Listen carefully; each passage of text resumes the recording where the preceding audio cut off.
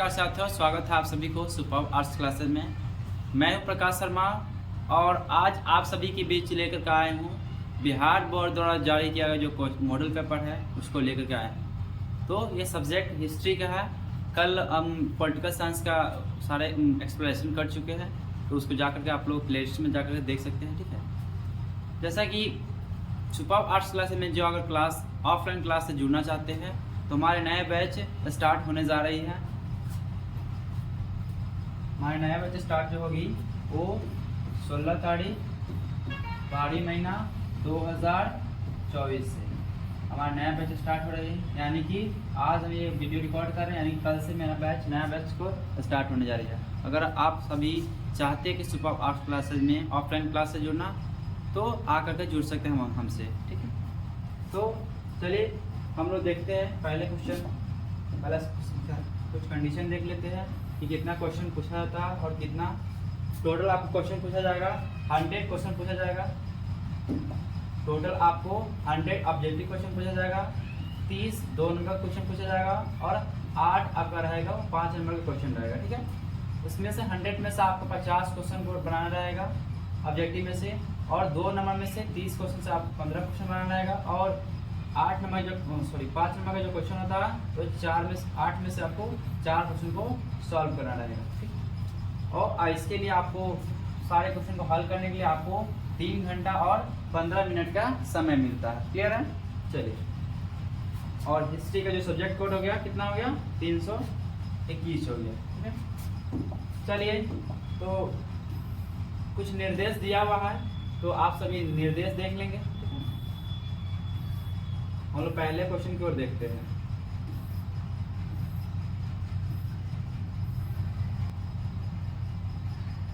पहला क्वेश्चन है, निम्नलिखित में से कौन सा पुरातत्व के अंतर्गत नहीं आता है? जो पुरातत्व है उसके अंतर्गत कौन इसमें नहीं आता है? तो बताइए, अभिलेख, पुराना मंदिर, सिक्के और साहित्य। अगर पुरातत्व की बात बोलेंगे तो कोई भी चीज़ से खुदाई होता है, पुराने समय के जो होते हैं उसको खुदाई होता है, तो उसके अंदर में बहुत सारा अभिलेख भी प्राप्त होता है, बहुत सारा पुराना मंदिर का कुछ साक्ष्य भी प्राप्त होता है, बहुत सारा सिक्के भी प्राप्त होता है। लेकिन उसके अंदर में क्या होता है कि वो साहित्य में ही प्राप्त हो पाता है, नहीं होता। ठीक है, तो इसका राइट आंसर क्या आ जाएगा? ऑप्शन नंबर सी, साहित्य हो जाएगा। क्लियर है? चलिए नेक्स्ट क्वेश्चन देखते हैं हम लोग। नेक्स्ट क्वेश्चन है, जूते हुए खेत का साक्ष्य कहाँ मिला था? जूते हुए खेत का साक्ष्य कहाँ मिला था? बताइए, बनावली में, कालीबंगा में, हड़प्पा में और सोरतुघई में। तो इसका राइट आंसर क्या आ जाएगा? इसका राइट आंसर हो जाएगा कालीबंगा में क्या था कि जूते हुए खेत का साक्ष्य मिला था। क्लियर है? चलिए तो नेक्स्ट क्वेश्चन देखते हैं। नेक्स्ट क्वेश्चन है, सिंधु निवासी किस धातु का उपयोग नहीं करते थे? तो सिंधु निवासी किस धातु का उपयोग नहीं करते थे? सोना का, चांदी का, तांबा का और लोहा का। तो इसका राइट आंसर आपका हो जाएगा लोहा का उपयोग सिंधु निवासी नहीं करते थे, और सोना का भी उपयोग करते थे, तांबा का भी उपयोग करते थे एंड चांदी का भी उपयोग करते थे, लेकिन लोहा का उपयोग सिंधुवासी नहीं कर पाते थे। ठीक है, चलिए नेक्स्ट क्वेश्चन देखते हैं। नेक्स्ट क्वेश्चन है, मेसोपोटामिया के लेख में किसे नाविकों का देश कहा गया है? मेसोपोटामिया का जो लेख है उसमें किसे नाविकों का देश कहा गया है? तो बताइए, दिलमुन को, मगान को, मेलुहा को और इनमें से सभी। तो इसका राइट आंसर हो जाएगा आपका मेलुहा को। क्या हुआ था कि मेसोपोटामिया के लेख में नाविकों का देश नहीं कहा गया है, कहा गया है। चलिए नेक्स्ट क्वेश्चन देखते हैं। सबसे लंबे हड़प्पा शिलालेख में कितने चिन्ह हैं? हड़प्पा शिलालेख के अंदर में सबसे लंबा जो चिन्ह है वो कितना है? तो इसका राइट आंसर आपका हो जाएगा 26 हो गया, 26। ठीक है, नेक्स्ट क्वेश्चन देखते हैं। हड़प्पाई मुहर पर कनिंघम ने कब रिपोर्ट दिया? अलेक्जेंडर कनिंघम हड़प्पाई मोहर पर इसका रिपोर्ट कब दिए थे?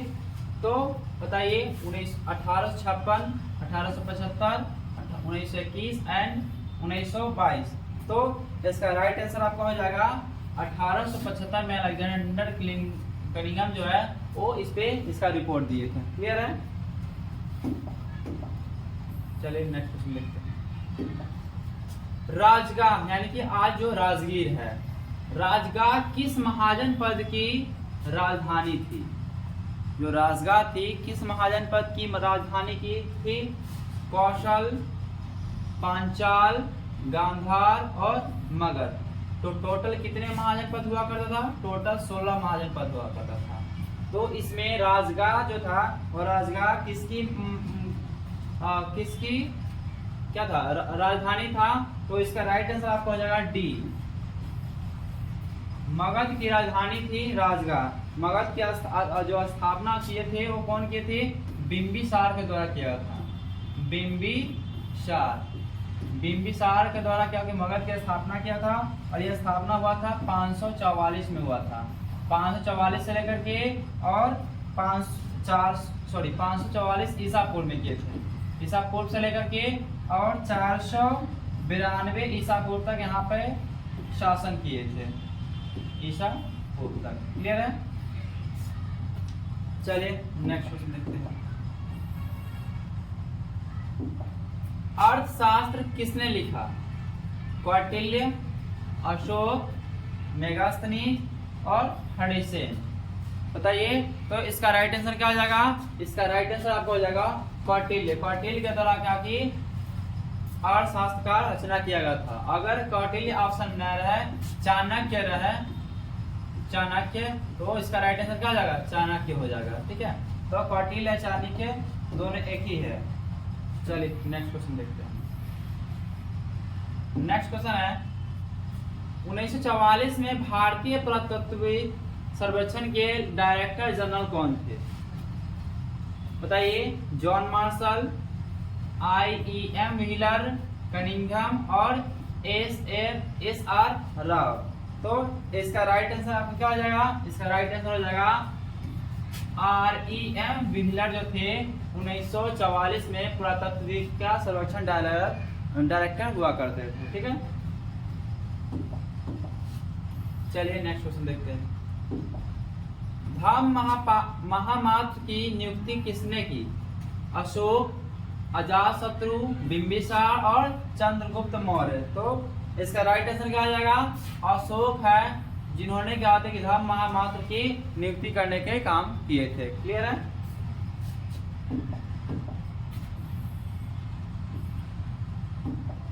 प्रयाग प्रशस्ति की रचना किसने की? हरिसेन, कौटिल्य, मेगास्थनीज और समुद्रगुप्त। बताइए इसका राइट आंसर क्या हो जाएगा? तो प्रयाग प्रशस्ति की रचना किसने किए थे? तो इसका राइट आंसर आपका हो जाएगा हरिसेन के द्वारा किया गया था। ठीक है? चलिए नेक्स्ट क्वेश्चन देखते हैं। तमिल संगम साहित्य में आनिमय किसे कहा जाता है? तमिल संगम साहित्य है, उसमें आनिमय किसे कहा जाता है? तो हलवाहा को, किसान को, दास को और बड़े जमींदार को। तो इसका राइट आंसर क्या हो जाएगा? इसका राइट आंसर हो जाएगा किसान को कहा गया है आनिमय कहा गया है। क्लियर है? चलिए नेक्स्ट क्वेश्चन देखते हैं। पाली भाषा में गृहपति किसे कहा गया है? दास को, हलवाहा को, किसान को और इनमें से कोई नहीं। तो पाली भाषा में किसे कहा गया है? तो इसका राइट आंसर है किसान को गृहपति कहा गया। किसान को गृहपति पाली भाषा में कहा गया। क्लियर है? चलिए नेक्स्ट क्वेश्चन देखते हैं। चंद्रगुप्त द्वितीय का शासन काल क्या था? 275 से लेकर 315 ईस्वी, 375 से लेकर के 415 ईस्वी, 335 से लेकर 375 ईस्वी, 235 से लेकर के 275 ईस्वी। तो इसका राइट आंसर क्या आ जाएगा? इसका राइट आंसर हो जाएगा आपका 375 से लेकर के 415 ईस्वी तक चंद्रगुप्त द्वितीय का शासन काल रहा था। ठीक है, चलिए नेक्स्ट देखते हैं। नेक्स्ट है प्रभावती गुप्त किसकी पुत्री थी? चंद्रगुप्त प्रथम, चंद्रगुप्त द्वितीय, समुद्रगुप्त, अशोक। तो इसका राइट आंसर क्या हो जाएगा? इसका राइट आंसर हो जाएगा चंद्रगुप्त द्वितीय का पुत्री का नाम है प्रभावती। क्लियर है? चलिए नेक्स्ट क्वेश्चन देखते हैं। तो नेक्स्ट क्वेश्चन है चीनी यात्री फायान कब भारत आया? पहली शताब्दी ईसा पूर्व में, तीसरी शताब्दी ईसा पूर्व में, पांचवी शताब्दी ईसा पूर्व में और सातवीं शताब्दी ईसा पूर्व में। तो इसका राइट आंसर क्या आ जाएगा? चीनी यात्री फायान जो आए थे भारत आए थे वो 5वीं शताब्दी ईसा पूर्व में आए थे। क्लियर है?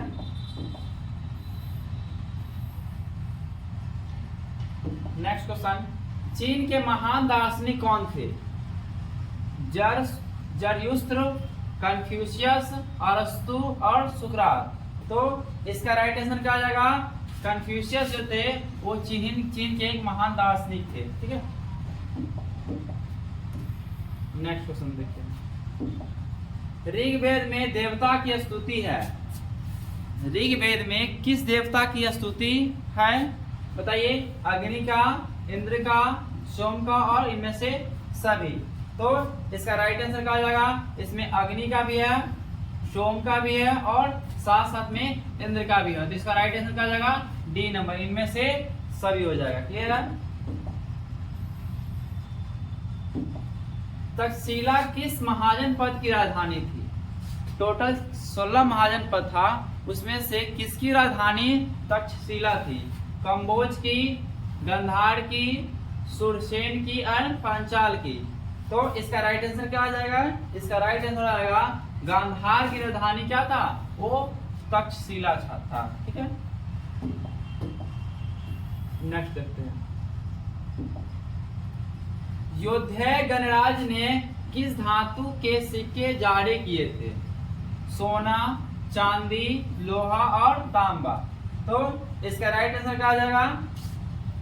इसका राइट आंसर आपको हो जाएगा सी नंबर, तांबा का जो था धातु के सिक्के के जारी किए थे। क्लियर है?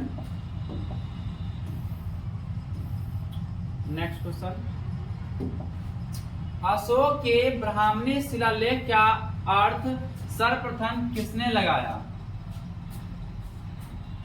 Colin Mackenzie, James Prinsep, Cunningham और व्हीलर। बताइए इसका राइट आंसर क्या हो जाएगा? तो इसका राइट आंसर आपका हो जाएगा जेम्स प्रिंसेप।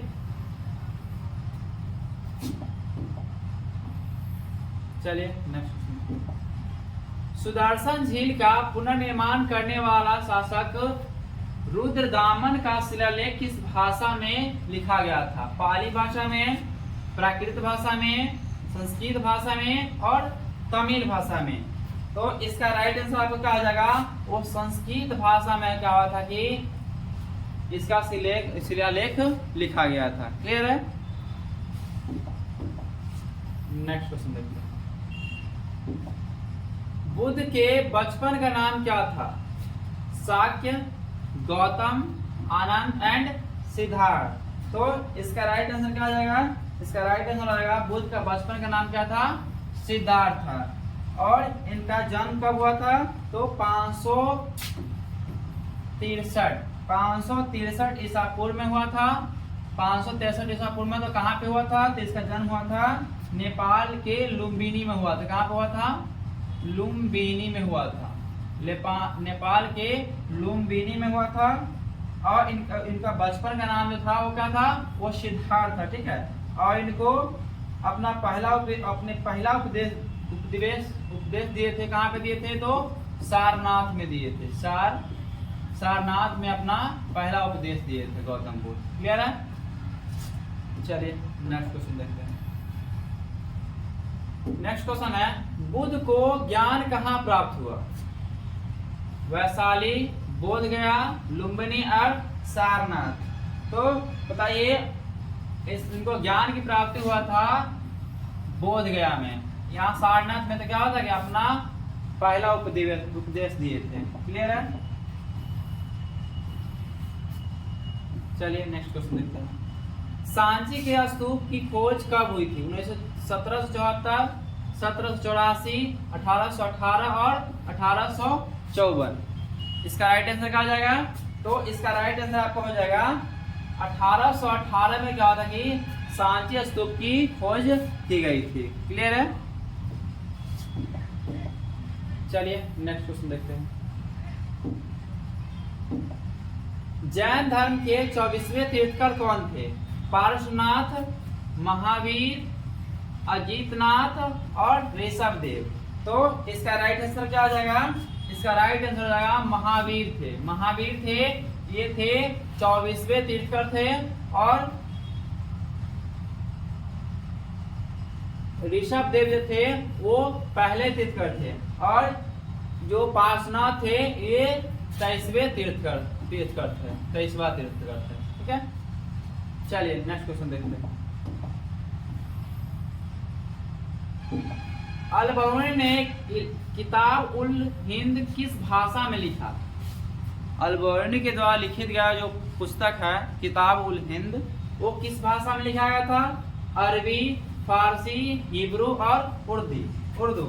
तो इसका राइट आंसर क्या आ जाएगा? वो अरबी में किताब उल हिंद को लिखे थे। क्लियर है? चलिए नेक्स्ट क्वेश्चन। इब्न बतूता को किसने दिल्ली का काजी नियुक्त किया था? सुल्तान मोहम्मद बिन तुगलक, अकबर और बलबन। तो इसका राइट आंसर हो जाएगा मोहम्मद बिन तुगलक जो थे वो दिल्ली का काजी नियुक्त करने का काम किए थे इब्न बतूता को। क्लियर है?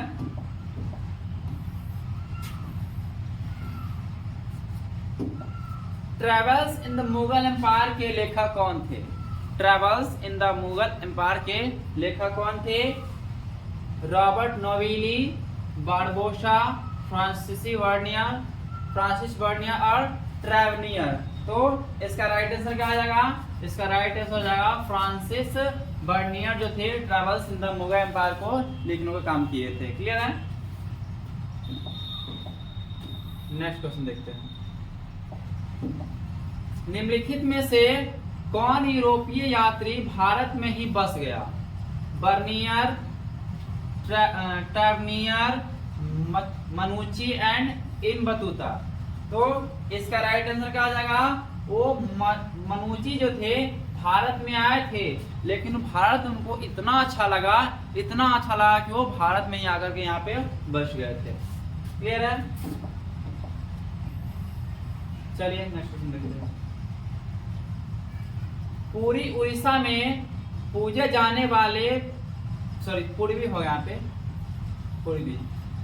पूर्वी उड़ीसा में पूजे जाने वाले भगवान जगन्नाथ किस देवता के रूप है? ब्रह्मा, विष्णु, शिव और इनमें से कोई नहीं। तो इसका राइट आंसर क्या हो जाएगा? इसका राइट आंसर हो जाएगा विष्णु हो जाएगा। क्या हो जाएगा? विष्णु। क्लियर है? नेक्स्ट क्वेश्चन देखते हैं। तांत्रिक पूजा पद्धति में किसकी पूजा की जाती है? तांत्रिक पूजा पद्धति में किसकी पूजा की जाती है? देवी की, विष्णु की, कुबेर की और ब्रह्मा की। तो इसका राइट आंसर क्या आ जाएगा? देवी की पूजा की जाती है तांत्रिक पूजा पद्धति में। क्लियर है? चलिए नेक्स्ट क्वेश्चन देखते हैं। निम्नलिखित में से कौन स्त्री अलवार संत थी? अंडाल, कराइकल, अमियार, अपार और सुंदरार। तो इसका राइट आंसर क्या आ जाएगा? इसका राइट आंसर हो जाएगा अंडाल। अंडाल जो थी वो अलवार संत थी। ठीक है? चलिए नेक्स्ट क्वेश्चन देखते हैं। निम्नलिखित में से कौन नैनार संतों की संत है? ठीक है? तो क्या है? नलयीरा, दिव्य प्रबंधम, तबरम, ए और बी दोनों और इनमें से कोई नहीं। तो इसका राइट आंसर आपका हो जाएगा ए और बी दोनों। तो इसका ऑप्शन हो जाएगा option number C right answer हो जाएगा। क्लियर है? चलिए नेक्स्ट क्वेश्चन देखते हैं। किस देश से आए हुए मुसलमानों को तजिया कहा जाता है? किस देश से मुसलमान जो आए थे तो उनको तजिया कहा जाता था? बताइए। तुर्की, फारस, तजाकिस्तान, इनमें से कोई नहीं। तो इसका राइट आंसर आपको हो जाएगा तजाकिस्तान से जो मुस्लिम आए थे उनको तजिया के नाम से जाना करते थे। ठीक है, चलिए नेक्स्ट क्वेश्चन देखते हैं। निम्नलिखित में से किसे सुल्तान उल मसेह कहा जाता था? सुल्तान उल मसेह किसे कहा जाता था? तो निजामुद्दीन औलिया, मुइनुद्दीन चिश्ती, कुतुबुद्दीन बख्तियार काकी, नसरुद्दीन चिराग ए दिल्ली। तो इसका राइट आंसर क्या आ जाएगा? इसका राइट आंसर निजामुद्दीन औलिया को कहा जाता था, सुल्तान उल मसेह कहा जाता था। क्लियर है? चलिए नेक्स्ट क्वेश्चन देखते हैं। खालसा पंथ के 5 प्रतीकों का वर्णन किसने किया? गुरु अंगद, गुरु अर्जुन देव, गुरु तेग बहादुर, गुरु गोविंद सिंह। इसका राइट आंसर क्या आ जाएगा? तो इसका राइट आंसर हो जाएगा गुरु गोविंद सिंह। क्लियर है? नेक्स्ट क्वेश्चन देखते हैं। गुरु नानक ने किसे अपना उत्तराधिकारी बनाया? गुरु अर्जुन देव, गुरु अंगद, बाबा फरीद, गुरु तेग बहादुर। तो इसका राइट आंसर क्या हो जाएगा? इसका राइट आंसर हो जाएगा गुरु अंगद के कहा कि गुरु नानक जी ने अपना उत्तराधिकारी बनाए थे। ठीक है, जो वो अब नहीं रहे उनके बाद जो उनका संभालने के जो काम किए थे वो कौन किए थे? तो गुरु अंगद ने किए थे। क्लियर है? गुरु ग्रंथ साहिब का अंतिम संकलन किसने किया? गुरु नानक, गुरु अंगद, गुरु तेग बहादुर, गुरु गोविंद।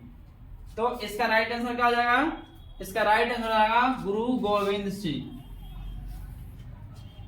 क्लियर है? चलिए नेक्स्ट क्वेश्चन देखते हैं। कर्नाटक में वीर शैव परंपरा का उद्भव कब हुआ?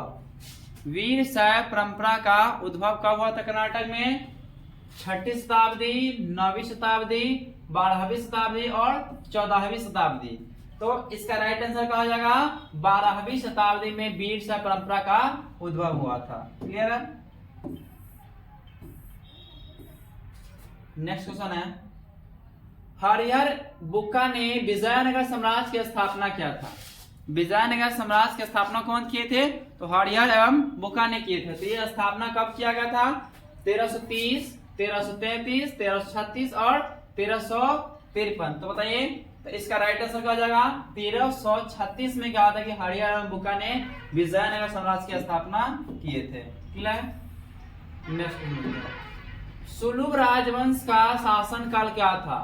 1505 से 1565, 1485 से 1705, 1336 से 1485 और 1570 से 1615। तो इसका राइट आंसर क्या हो जाएगा? 1485 से लेकर के और 1505 तक क्या था कि वो सुलभ राजवंश का शासन काल रहा था। चलिए नेक्स्ट क्वेश्चन देखते हैं। तालीकोटा का युद्ध के बाद विजयनगर पर किस राजवंश ने शासन किया? अरविंदु, सुलभ, तुलुभ और संगम। किस राजवंश ने शासन किया? तो इसका राइट आंसर हो जाएगा अरविंदु। जो ये कब तालीकोटा का युद्ध हुआ था? कब? 1565 में हुआ था। कब हुआ था? 1565 में हुआ था तालीकोटा युद्ध। ठीक है, चलिए नेक्स्ट क्वेश्चन देखते हैं। हम्पी की खोज किसने की? John Marshall, Alexander Greenlaw, Colin Mackenzie and JF. Fleet. तो इसका राइट आंसर क्या आ जाएगा? इसका राइट आंसर हो जाएगा आपको कॉलिन मैकेंजी के द्वारा क्या था कि वो हम्पी की खोज किया गया था। चलिए नेक्स्ट क्वेश्चन देखते हैं। बहमनी राज की स्थापना किसने किए थे? सॉरी कब हुआ था, बहमानी साम्राज्य की स्थापना कब हुआ था? 1206 ईस्वी, 1336 ईस्वी, 1347 और 1435 ईस्वी। तो इसका राइट आंसर क्या आ जाएगा? इसका राइट आंसर हो जाएगा सी 1347 ईस्वी। ठीक है। और ये जो साम्राज्य थे, बहमानी साम्राज्य थे, ये कैसा साम्राज्य थे? एक मुस्लिम साम्राज्य थे। कैसा साम्राज्य थे? ये मुस्लिम साम्राज्य था। ठीक है। नेक्स्ट क्वेश्चन देखते हैं। अब्दुल रजाक किस देश का राजदूत था? अब्दुल रजाक किस देश का राजदूत था? फारस, मोरक्को, पुर्तगाल और मिस्र। तो इसका राइट आंसर क्या आ जाएगा? फारस के अब्दुल रजाक क्या थे कि वो राजदूत थे। ठीक है। विजयनगर के राजाओं को क्या कहा जाता था? नरपति, राय, ए और बी दोनों, और इनमें से कोई नहीं। तो इसका राइट आंसर क्या आ जाएगा? राय कहा जाता था। विजयनगर के जो राजा होते थे उनको राय नाम से पुकारा किया करते थे। ठीक है। चलिए नेक्स्ट क्वेश्चन देखते हैं। विजयनगर के संरक्षक देवता कौन थे? गणेश, कार्तिकेय, विष्णु और विरूपाक्ष। तो इसका राइट आंसर क्या आ जाएगा? विरूपाक्ष थे जो विजयनगर के संरक्षक देवता थे। ठीक है। Next question. विजयनगर का विठल मंदिर किस देवता को समर्पित था? विजयनगर का जो विठल मंदिर था वो किस देवता को समर्पित था? शिव, ब्रह्मा, कुबेर और विष्णु। तो इसका राइट आंसर हो जाएगा विष्णु को समर्पित था। विष्णु को।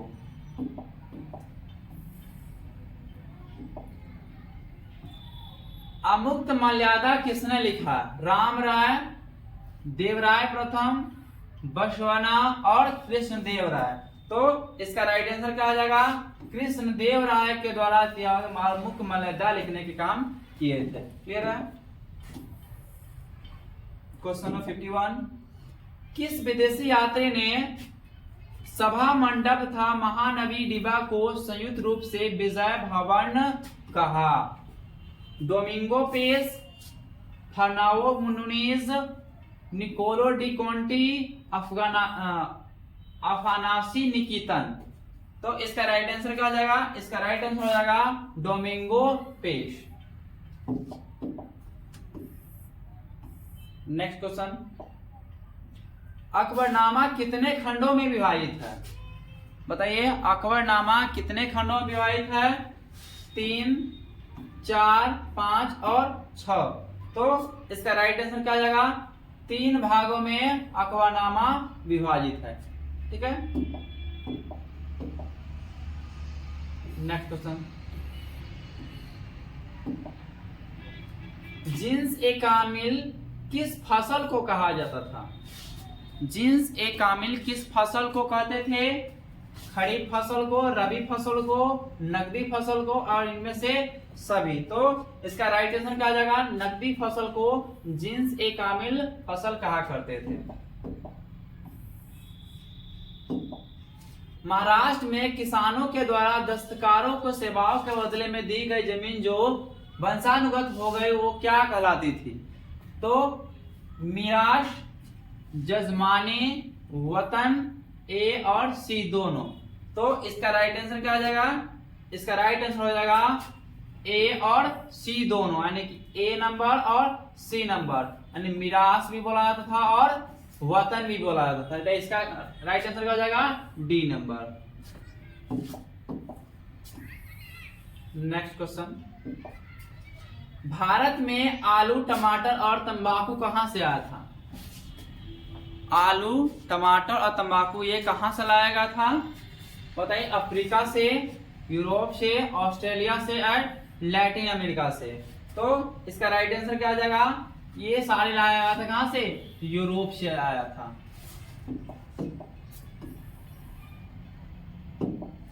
बादशाह नामा किसने लिखा? निजामुद्दीन अहमद, अब्दुल हमीद लाहौरी, फैजी बदायूनी। तो इसका राइट आंसर क्या आ जाएगा? इसका राइट आंसर हो जाएगा अब्दुल अब्दुल हमीद लाहौरी के द्वारा लिखा गया था, बादशाह नामा लिखा गया था। क्लियर है? चलिए नेक्स्ट क्वेश्चन देखते हैं। आलमगीर नामा किसने लिखवाया? औरंगजेब, शाहजहां, बाबर और जहांगीर। तो इसका राइट आंसर हो जाएगा औरंगजेब के द्वारा आलमगीर नामा लिखवाने का काम किए थे। क्लियर है? तुजुक ए बाबरी की रचना किस भाषा में हुई थी? तुजुक ए बाबरी की रचना किस भाषा में हुई थी? तो उर्दू भाषा, तुर्की भाषा, पंजाबी भाषा और फारसी भाषा। तो इसका राइट आंसर क्या आ जाएगा? वो तुर्की भाषा में क्या होता कि तुजुक ए बाबरी की रचना हुई थी। सुलह ए कुल का शाब्दिक अर्थ क्या है? सार्वभौमिक शांति, विरासत, मित्रता और संधि। तो इसका राइट आंसर क्या आ जाएगा? सार्वभौमिक शांति को बोला जाता है सुलह ए कुल। क्लियर है? नेक्स्ट क्वेश्चन देखते हैं। 1526 में पानीपत के प्रथम युद्ध में बाबर ने किसे हराया? पानीपत का प्रथम युद्ध कब हुआ था? 1526 में हुआ था। तो उसमें बाबर के द्वारा हराया गया था। किनको हराया गया था? नादिर शाह, इब्राहिम लोदी, राणा सांगा और हेमू। तो इसका राइट आंसर क्या आ जाएगा? इब्राहिम लोदी को क्या हुआ था कि 1526 इसमें पानीपत के प्रथम युद्ध में हराने का काम किए थे। क्लियर है? नेक्स्ट क्वेश्चन देखते हैं। अमेरिकी स्वतंत्रता संग्राम के दौरान ब्रिटिश सेना का कमांडर कौन था जो बाद में बंगाल का गवर्नर जनरल बना दिया गया? अमेरिका के अंदर में जो स्वतंत्रता संग्राम चल रहा था उस समय ब्रिटिश सेना का कमांडर कौन था? Cornwallis, Warren Hasting, Bentinck and Curzon. तो इसका राइट आंसर हो जाएगा कॉर्नवालिस थे। कॉर्नवालिस जो थे वो ब्रिटिश सेना के कमांडर थे जिस समय अमेरिका के अंदर में स्वतंत्रता संग्राम हुआ था। क्लियर है?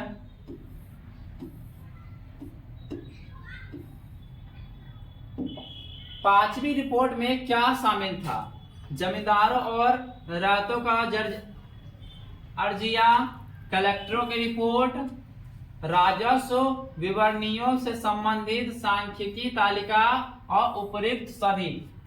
तो इसका राइट आंसर क्या आ जाएगा? इसमें से सभी। जमींदारों और रैयतों का अर्जिया लिखा हुआ था, कलेक्टरों की रिपोर्ट था, राजस्व विवरणीय से संबंधित सांख्यिकी तालिकाएं थे। और इसका राइट आंसर क्या आ जाएगा? D number. इनमें से सभी इसका राइट आंसर हो जाएगा। क्लियर है? Next question. आनंद मठ किसकी कृति है? बंकिम चंद्र, दयानंद, विवेकानंद, केशव चंद्र सेन। तो इसका राइट आंसर क्या हो जाएगा? इसका राइट आंसर हो जाएगा बंकिम चंद्र की कृति है आनंद मठ। क्लियर है? नेक्स्ट क्वेश्चन देखते हैं।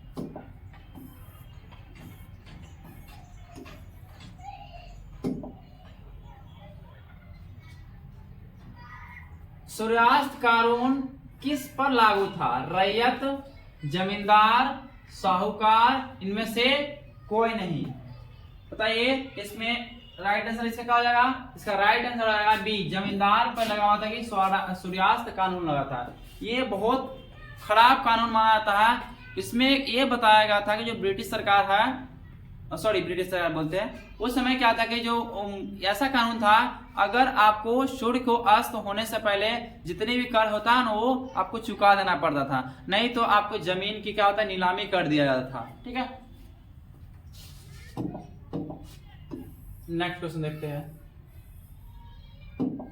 दामिनी को का सीमांकन कब हुआ? 1813, 1832, 1853, 1855 से लेकर के 56। तो इसका राइट आंसर क्या आ जाएगा?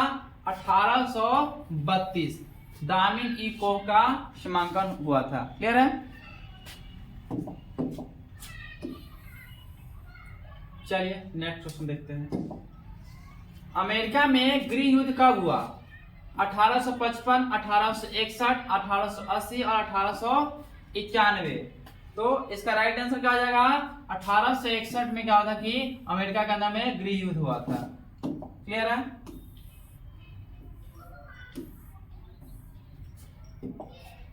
दक्कन दंगा आयोग की रिपोर्ट ब्रिटिश पार्लियामेंट में कब पेश किया गया था? दक्कन दंगा जो हुआ था उसका रिपोर्ट ब्रिटिश पार्लियामेंट में कब किया गया था? 1870, 1875, 1891 और 1878। तो इसका राइट आंसर क्या आ जाएगा? 1878 में का दक्कन दंगा आयोग रिपोर्ट को ब्रिटिश पार्लियामेंट में पेश किया गया था। क्लियर है?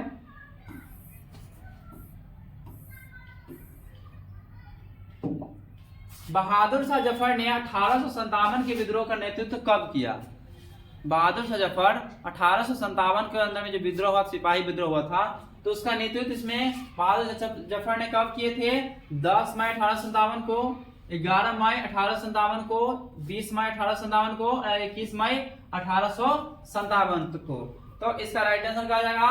वो 11 मई 1857 को बहादुर शाह जफर ने क्या कि इसका नेतृत्व करने का काम किए थे। क्लियर है?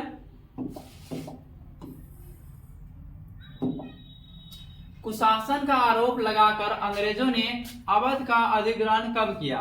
1801, 1805, 1851, 1856। बताइए। तो इसका राइट आंसर क्या हो जाएगा? इसका राइट आंसर 1856 में कहा था कि अंग्रेजों के द्वारा कुशासन का आरोप लगा दिया गया और अवध को अपने कब्जे में कर लिया गया। उसके द्वारा बोला गया था कि ये सरकार को अच्छे ढंग से नहीं चला पा रहा है और इसके मतलब अच्छे ढंग से नहीं चला पा रहा है, इसी कारण क्या हो कि इसको अपने कब्जे में इसको कर लिए थे। ठीक है,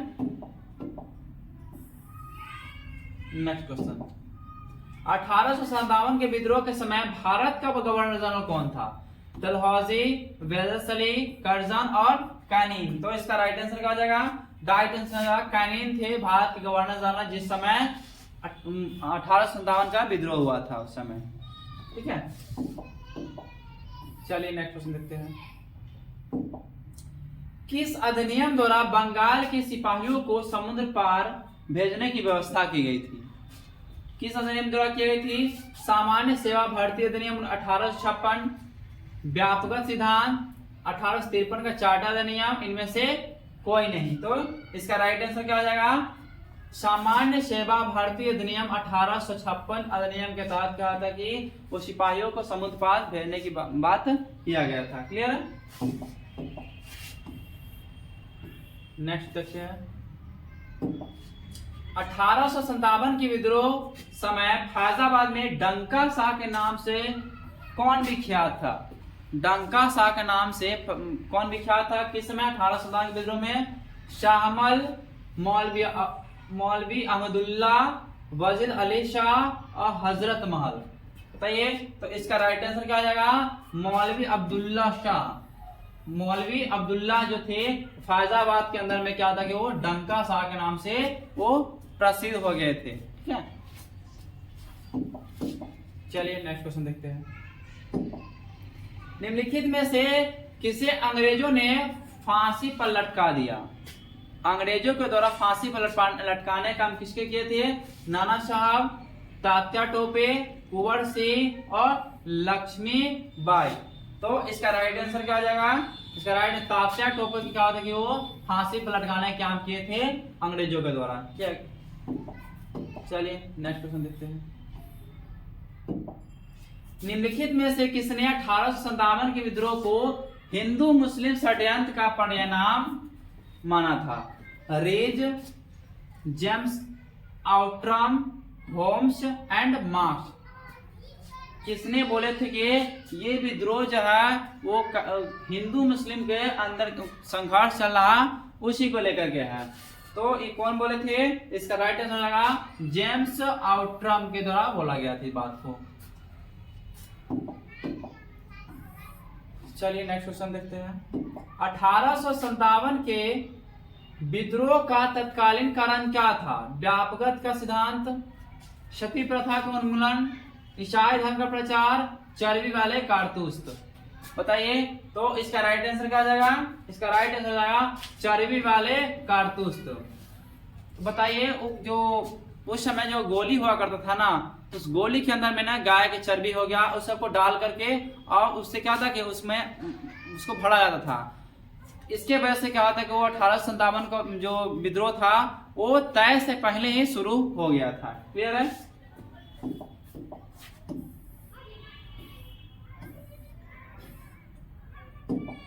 गेटवे ऑफ इंडिया कहाँ स्थित है? दिल्ली, मद्रास, कलकत्ता और बॉम्बे। तो इसका राइट आंसर क्या हो जाएगा?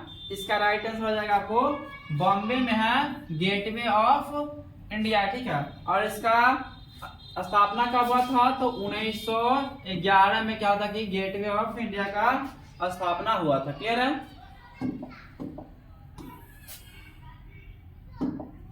संपूर्ण भारत की जनगणना कराने का पहला प्रयास कब किया गया? पूरे भारत के अंदर में जनगणना कराने का पहला प्रयास कब किया गया था?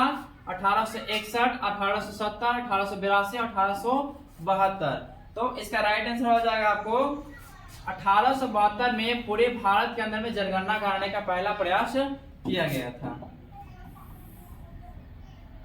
1878 में सर्वे ऑफ इंडिया की स्थापना क्यों की गई?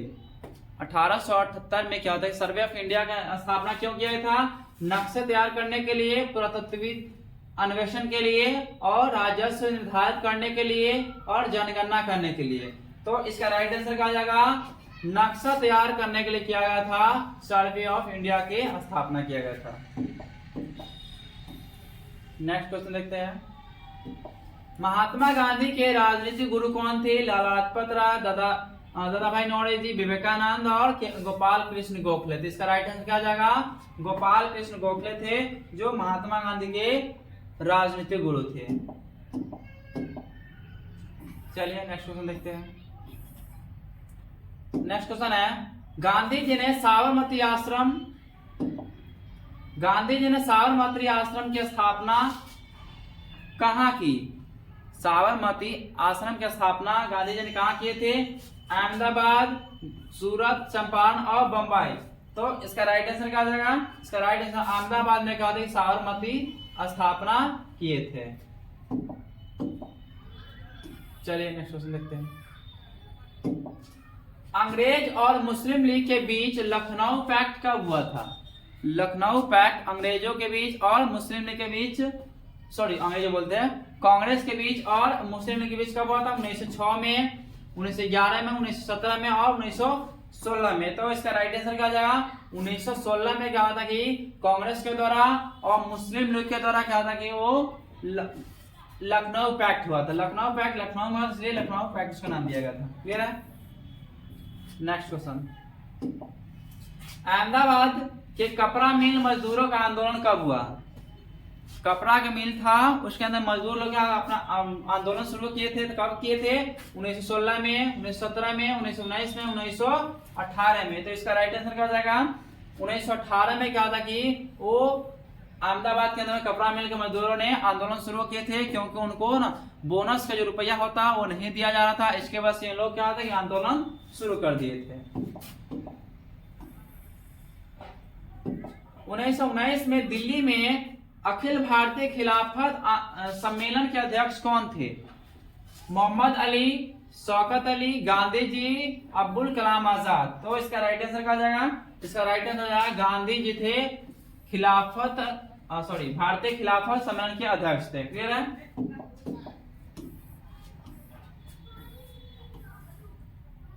नेक्स्ट है, गांधी जी ने असहयोग आंदोलन कब आरंभ किया था? असहयोग आंदोलन कब आरंभ किया था? तो अगस्त 1920 में, जून 1920 में, सितंबर 1920 में, फरवरी 1922 में। तो इसका राइट आंसर क्या आ जाएगा? राइट आंसर हो जाएगा आपको अगस्त 1920 में क्या होता है कि असहयोग आंदोलन की शुरुआत किया गया था गांधी जी के द्वारा। क्लियर है? निम्नलिखित में से कौन साइमन कमीशन के सदस्य थे? मोतीलाल नेहरू, चित्तरंजन दास, इनमें से कोई नहीं, गांधी जी। तो बताइए इसका राइट आंसर क्या जाएगा? इसका राइट आंसर हो जाएगा आपको इनमें से कोई नहीं। और ये साइमन कमीशन, ठीक है, और ये कब आया था? तो ये 1928 में आया था। क्लियर है? नेक्स्ट क्वेश्चन देखते हैं। दिसंबर 1929 में कांग्रेस का वार्षिक अधिवेशन का हुआ था। जो प्रत्येक साल कांग्रेस का अपना अधिवेशन हुआ करता था, तो वो अधिवेशन कहाँ पे हुआ था? 1929 में दिल्ली में, लाहौर में, बंबई में और कलकत्ता में। तो इसका राइट आंसर हो जाएगा आपको लाहौर में किया गया था। ठीक है।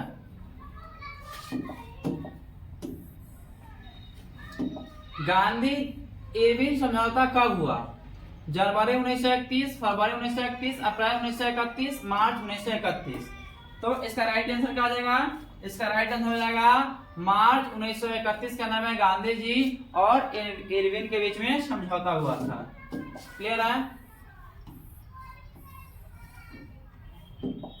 अंग्रेजों के विद्रोह करने वाली रानी गैडिनल्यू कहाँ की थी?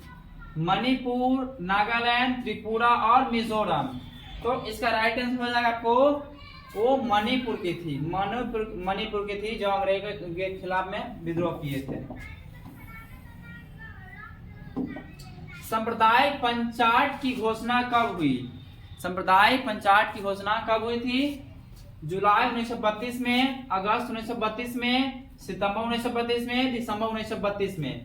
तो इसका राइट आंसर क्या आ जाएगा? राइट आंसर हो जाएगा अगस्त 1932 में। क्या होता कि वो सांप्रदायिक पंचायत की घोषणा हुई थी। नेक्स्ट क्वेश्चन, 7 अगस्त 1942 को बंबई कांग्रेस अधिवेशन की अध्यक्षता करते हुए किसने भारत छोड़ो प्रस्ताव पेश किया था? भारत छोड़ो प्रस्ताव पेश करने वाले व्यक्ति कौन है? गांधी जी, जवाहरलाल नेहरू, मौलाना अब्दुल कलाम आजाद, सुभाष चंद्र बोस। तो इसका राइट आंसर क्या आ जाएगा? तो इसका राइट आंसर होगा जवाहरलाल नेहरू के द्वारा क्या था कि भारत छोड़ो आंदोलन प्रस्ताव को पेश करने के काम किए थे। क्लियर है?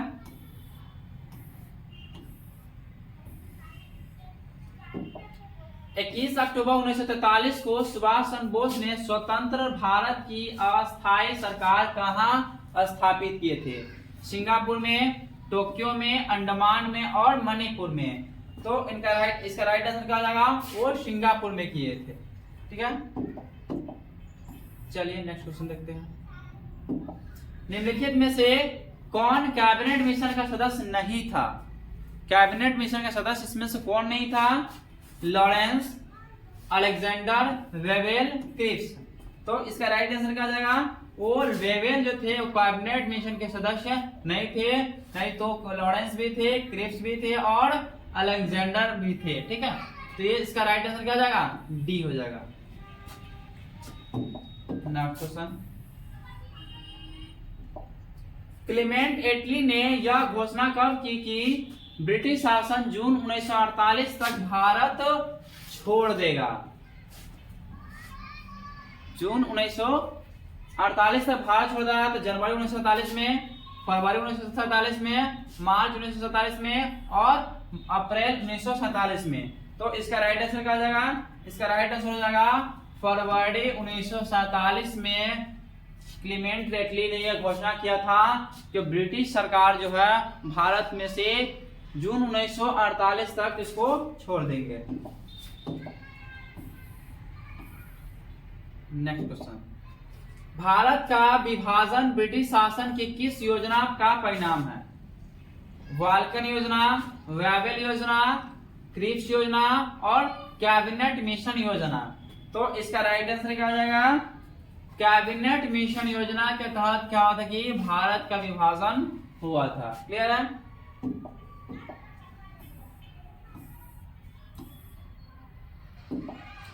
संविधान सभा की पहली बैठक की अध्यक्षता किसने किया? संविधान सभा का जो पहली बैठक हुआ था उसकी अध्यक्षता किसने किए थे? बताइए। डॉक्टर राजेंद्र प्रसाद, डॉक्टर सच्चिदानंद सिन्हा, गांधी जी, जवाहरलाल नेहरू। तो इसका राइट आंसर क्या हो जाएगा?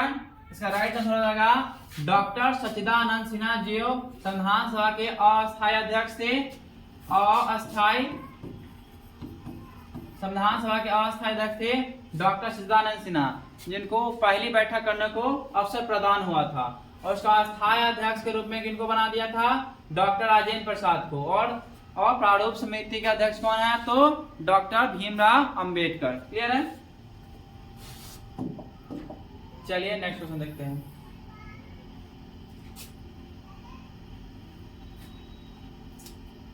नेक्स्ट क्वेश्चन है, संविधान का निर्माण कब हुआ? संविधान का निर्माण कब हुआ? 1945, 1946, 1947, 1949।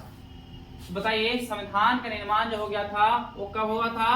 26 नवंबर 1949 को क्या होता है कि संविधान बन के टोटल तैयार हो गया हुआ था, ठीक है। और 26 नवंबर 1949 को कुछ प्रावधान इस देश में लागू कर दिया गया था, लेकिन पूर्ण रूप से जब लागू किया गया था, कब किया गया था? वो 26 जनवरी 1950 को हमारे देश के अंदर पूर्ण रूप से संविधान को लागू कर दिया गया था। क्लियर है? चलिए नेक्स्ट क्वेश्चन देखते हैं। हिंदी को राष्ट्रभाषा बनाने की वकालत संविधान सभा में किसने की? गांधी जी, राजेंद्र प्रसाद, आरबी धुलेलकर और के.एम. मुंशी। तो इसका राइट आंसर क्या हो जाएगा? इसका राइट आंसर आएगा आरबी धुलेलकर के द्वारा हिंदी को राष्ट्रभाषा बनाने के लिए वकालत करने के काम किए थे। क्लियर है? नेक्स्ट क्वेश्चन है, अंतरिम सरकार में गृह मंत्री कौन थे?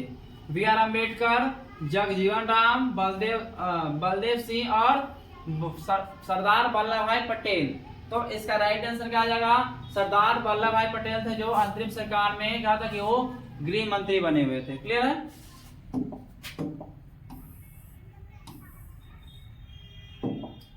न्यू इंडिया और कॉमनवेल्थ अखबार किसने प्रकाशित किया? न्यू इंडिया और कॉमनवेल्थ अखबार किसने प्रकाशित किए थे? तिलक, एनी बेसेंट, गांधी जी और मदन मोहन मालवीय है। तो इसका राइट आंसर क्या जाएगा? इसका राइट आंसर होगा एनी बेसेंट के द्वारा क्या होता है कि ये प्रकाशित किया गया था new India and Commonwealth. Clear है? सीमांत गांधी के रूप में कौन जाने जाते हैं? अब्दुल गफ्फार खान, अब्दुल कलाम आजाद, विनोबा भावे और के.एम. मुंशी। तो इसका राइट आंसर क्या जाएगा? अब्दुल गफ्फार खान को क्या होता है कि सीमांत गांधी के नाम से जाना जाता है। क्लियर है? तो हम लोग सभी टोटल 100 ऑब्जेक्टिव क्वेश्चन को हम लोग देख लिए हुए हैं। टोटल ऑब्जेक्टिव क्वेश्चन को हम लोग देख लिए हुए हैं, ठीक है। और सब्जेक्टिव क्वेश्चन को देख लेते हैं, ठीक है।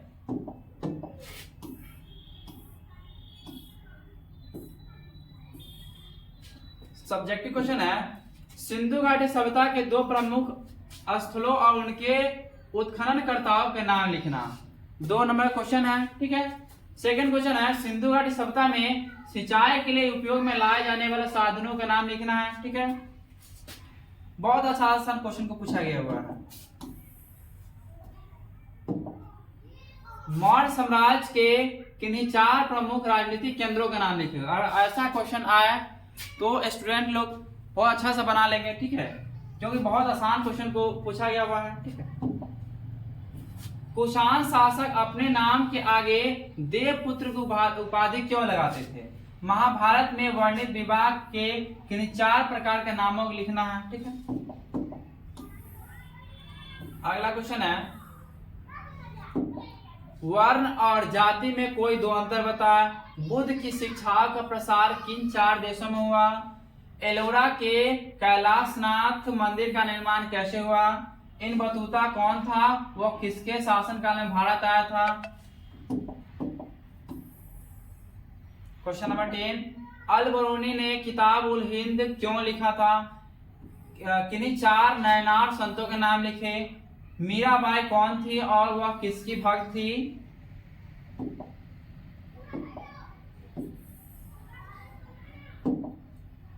टमर नायक प्रणाली क्या थी? विजयनगर की यात्रा करने वाले 4 विदेशी यात्रियों के नाम लिखे। रहट क्या था? यह किसानों के लिए किस प्रकार उपयोगी था?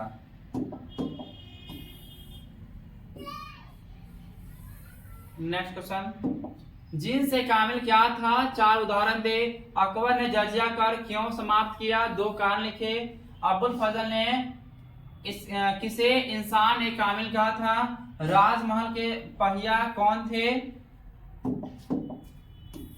नेक्स्ट क्वेश्चन है, अमेरिकी गृह युद्ध ने भारत के कपास उत्पादकों को किस प्रकार प्रभावित किया था?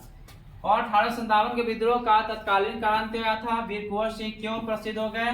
और विनोदिनी दासी कौन थी? तो लगभग मैक्सिमम क्वेश्चन जो पूछा गया हुआ वो ऑब्जेक्टिव और सब्जेक्टिव लगभग एक जैसा ही क्वेश्चन है, सिर्फ वो ऑब्जेक्टिव रूप में पूछा हुआ है, ये सब्जेक्टिव रूप में पूछा गया हुआ है। ठीक है, तो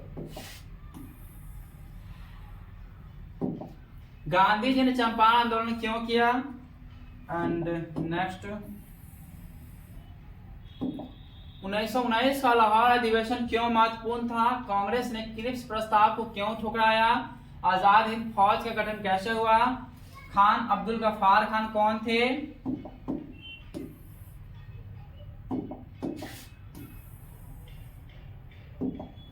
भारत का संविधान 26 जनवरी 1950 को क्यों लागू किया गया?